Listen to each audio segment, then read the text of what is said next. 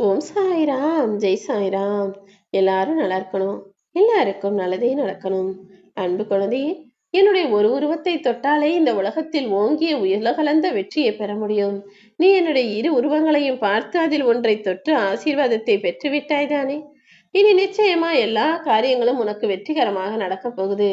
நீ நினைச்சதையெல்லாம் உனக்கு நடத்தி கொடுத்து நீ ஆசைப்பட்டதும் உனக்கு கிடைக்கும்படி நான் செய்ய போறேன்.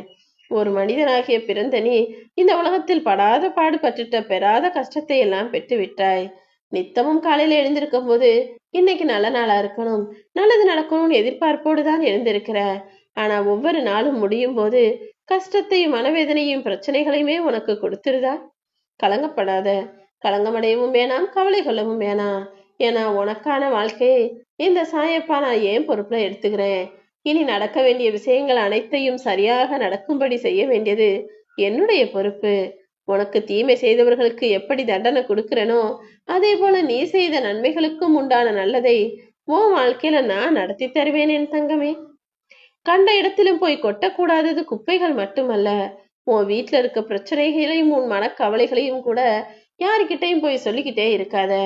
ஏன்னா கேட்கறவங்க எல்லாம் உன் மேல அன்பா அக்கறையா கேட்கறாங்கன்னு நீ நினைச்சுக்கிட்டு இருக்க. ஆனா அவங்க பொழுதுபோக்குக்காகவும் நீ போன பிறகு உன்னை முன்னால விட்டு பின்னால புறம் பேசி சிரிக்கிறதுக்காகவும் தான் கேட்கறாங்கன்றத நீ புரிஞ்சுக்கணும் என் தங்கமே. உன்னை பற்றி கவலைப்படாதவர்கள் முன்பாக நீ சிந்தும் கண்ணீர் வீணற்றது தானே. நிச்சயமா உன் மனக்கவலையை போக்கும் வேலைகளை இந்த சாயப்பா நான் பாத்துக்கிறேன். நீ என்னதான் நல்லவனா இருந்தாலும் இந்த உலகமே உன்னை குறை சொன்னாங்கன்றதுக்காக நீ சோர்வடைந்து போயிடாத. யார் என்ன சொன்னாலும் கண்டுகொள்ளாமல் கடந்து போய்கிட்டே இரு.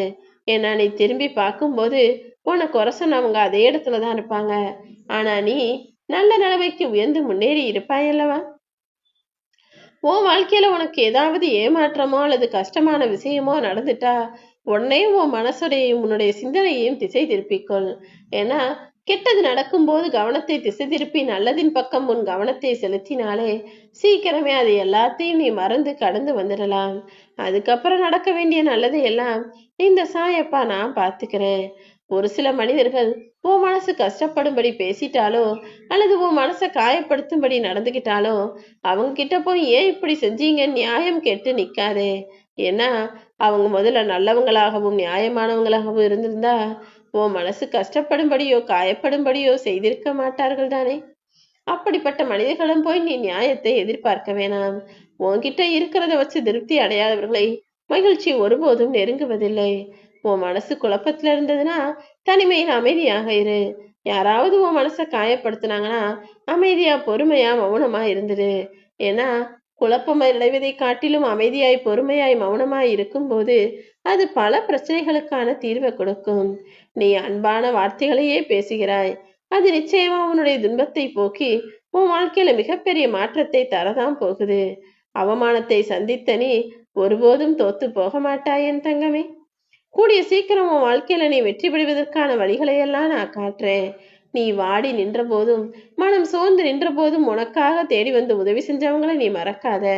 அதே நேரத்துல நீ உதவின்னு கேட்டு போய் நின்னும் கூட ஒரு சிலர் உதவ மறுத்தார்களே, அவர்களையும் மறந்து விடாதே என் தங்கமே.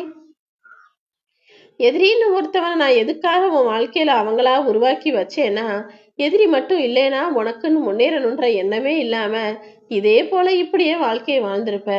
உன் கண்ணு முன்னால அந்த எதிரியை காட்டினால அவனை எதிரியாக நீ நினைக்கும்படி செய்ததால் தானே என்ன அவமானப்படுத்தினா, என்ன அசிங்கப்படுத்தினா, என்ன தப்பா பேசினா, என்ன குறை சொன்னா அவன் முன்னால நான் ஜெயிச்சு காட்டணும்ன்ற எண்ணம் உனக்குள்ள உருவாச்சு. அந்த எண்ணத்தை வைராகியமாக உனக்குள்ள உருவாக்கிய நானே நீ வாழ்ந்து காட்டும்படியும் உனக்கான வெற்றியை நான் தருவேன்.